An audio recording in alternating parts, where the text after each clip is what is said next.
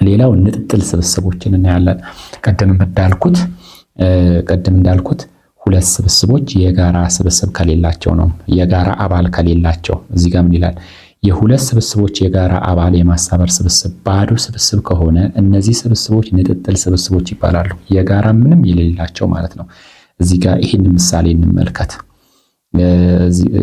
ይህን አንብቡት። ስለዚህ ይህ ማለት እነዚህ ሁለት ስብስቦች ምንም አይነት የጋራ አባል የላቸው ማለት ነው ይላል። ስለዚህ የጋራ አባል የላቸውም፣ የጋራቸው ባዶ ነው የሚሆነው ማለት ነው። አሁን እዚህ ጋር እዩ። ስብስብ ሀ 2 4 6 8ን ይዟል። ስብስብ ለ 1 3 5 7ን ይዟል። ይሄ ምንድን ነው የያዘው? አሁን ይሄ ተጋማሽ ቁጥሮችን የያዘው፣ ይሄ ደግሞ ኢተጋማሽ ነው።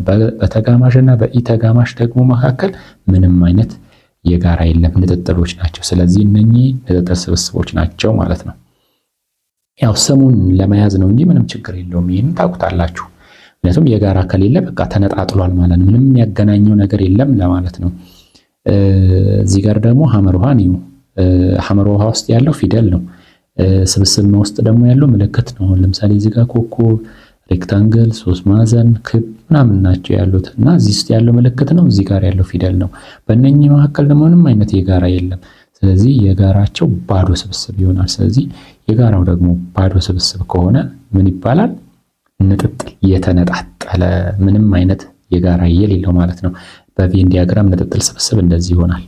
የጋራ ካለው ደግሞ እንዲህ ይደረባል ማለት ነው። ይሄ የተደረበበት ፓርት ምንድነው? ይሄ የተደረበውን ሁለቱ የተደረቡበት ፓርት ምንድነው?